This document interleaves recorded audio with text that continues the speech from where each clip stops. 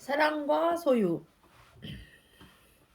동의하지 않아도 이해할 수 없어도 나는 다른 사람의 생각과 꿈을 존중한다.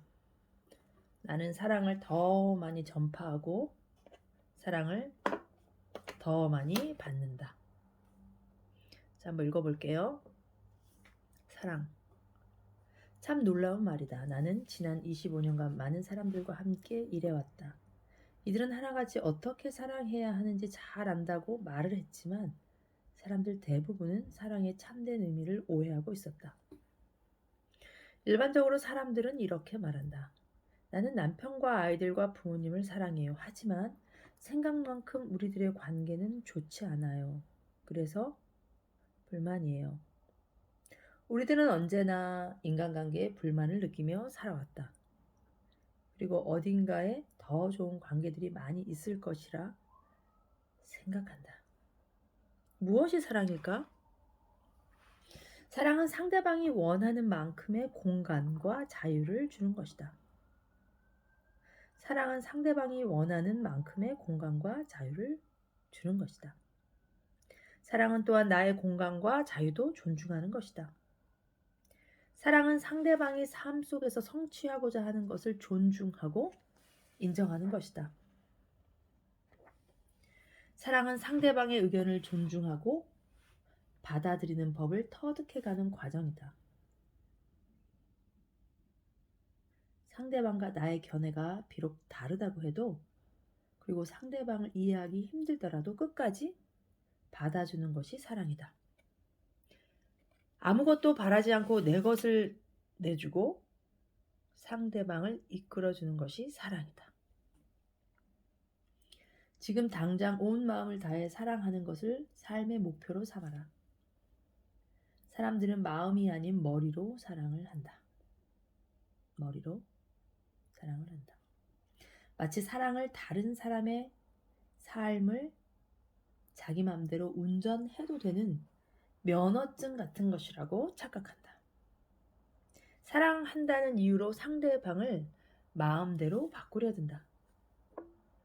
처음에는 좋은 의도로 시작되었고 상대방을 위해 돕고 싶어서 하는 행동이라 하더라도 상대방을 내 생각대로 바꾸려 든다면 사랑이 아니다. 이런 종류의 사랑을 소유의 사랑이라고 한다. 다른 사람의 삶은 내 것이 아니다. 자유롭고 조건 없는 사랑을 할 때 그들도 같은 방식으로 나를 사랑하게 된다. 우리는 끊임없이 다른 사람들의 행동을 저울질하고 분석한다. 이렇게 하는 것은 상대방에게 뭔가를 바라기 때문이다. 다시 한번 강조하지만 사랑은 상대방에게 아무것도 바라지 않으며 그저 주는 것이다.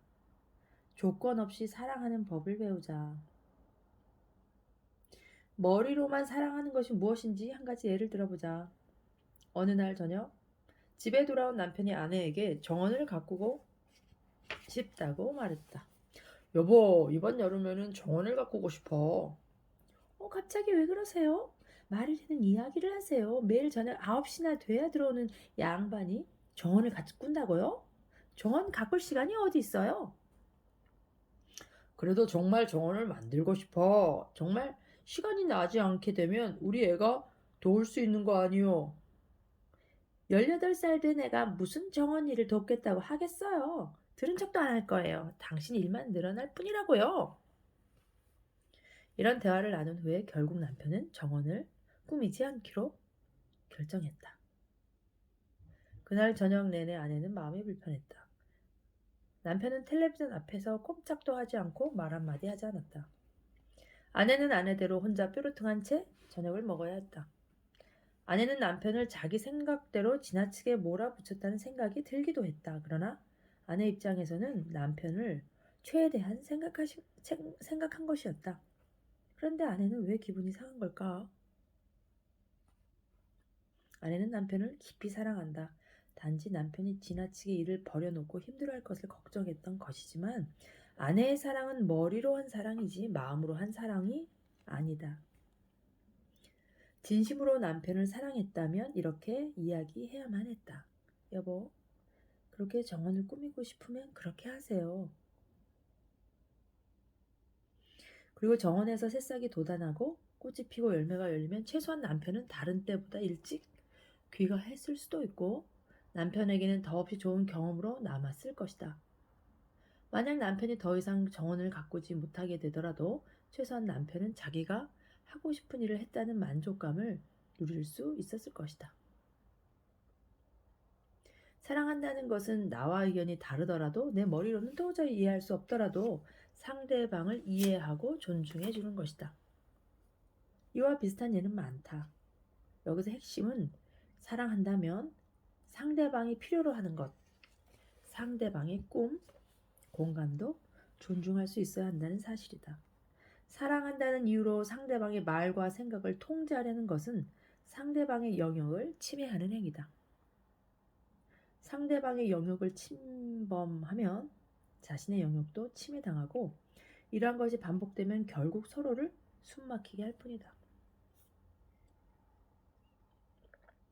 모든 생명체에게는 자기만의 영역이 있다. 이는 성장하기 위한 공간이다. 나무 한 그루가 자랄 공간에 여러 그루의 나무를 심으면 제대로 자라지 못한다. 사람도 마찬가지다. 사람에게도 사적인 영역이 반드시 필요하고 어떤 사람은 다른 사람보다 더 많은 공간을 필요로 하기도 한다. 어린이든 어른이든 자기 주장이 강하고 독립적인 사람일수록 개인적인 공간이 더 많이 필요하다. 영적으로 성숙해지기 시작한 사람도 더 많은 공간을 필요로 한다. 혼자서 자신의 삶을 어느 한쪽에 치우치지 않도록 볼 수 있을 때 남도 더 잘 도울 수 있기 때문이다. 아이들이 조건 없이 사랑을 베푸는 이유도 여기 있다. 아이들은 개인적 영역이 어른에 비해 더 잘 보존되기 때문이다. 가까이에 있는 아이들로부터 사랑하는 법을 배우자. 누군가를 조건 없이 사랑하기는 하지만 그 사람의 생각에 전적으로 동의하기 어려울 수도 있다. 그러나 최소한 상대방을 있는 그대로 받아줄 수 있어야 한다. 상대방을 나에게 맞추려는 생각 밑바닥에는 나는 항상 옳다는 믿음이 깔려 있다. 이런 잘못된 믿음 때문에 우리는 자꾸 상대방에게 뭔가를 바란다.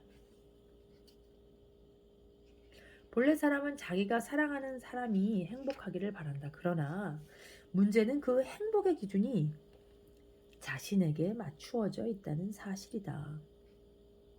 자녀가 마약 복용을 했다고 시작했다고 하자. 아이가 마약을 하겠다고 결정한 것은 마약을 통해서 뭔가를 느끼기 원했기 때문이다. 부모가 잘못해서 아이가 마약을 하는 것이 아니다. 모든 책임은 마약을 하기로 결정한 아이에게 있다. 아이 스스로 무엇이 옳고 그른지 깨닫고 스스로의 행동을 책임질 수 있을 때 아이는 마약을 끊을 수 있다. 자녀 대신 마약을 끊을 수 있는 부모는 없다. 물론 뒤로 물러서서 할 일 없이 지켜보기란 쉽지 않다. 그렇다고 부모가 나서서 아이에게 무엇이 옳고 그른지 일일이 가르치려 드는 것이 더 위험하다. 오히려 아이는 부모의 권위에 맞서 마약을 더 하거나 반항할 것이다.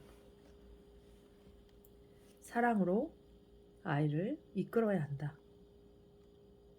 마약이 초래할 끔찍한 결과를 알려주되 절대로 아이를 정죄해서는 안 된다. 아이에게 나는 네가 지금 마약을 하는 것이 싫다. 그렇지만 네가 반드시 마약을 해야 한다면 그 생각은 존중할게. 혹시 이야기가 하고 싶으면 언제든지 말하렴. 나는 항상 너를 돕고 싶다. 라고 말하라. 아이에게 자기만의 공간을 주자. 아이가 부모를 존중하는 법과 스스로 책임지는 법을 터득하게 되면 자기 자신도 소중히 여길 것이다. 아이가 옳은 결정을 내릴 것이라고 믿고 그 믿음을 아이에게 알려주자. 아이가 결심이 서면 스스로 부모를 찾을 것이다. 부모와 아이 사이에 충분한 신뢰와 확신이 형성됐기 때문이다. 자, 잠시 쉬었다 또 읽을게요.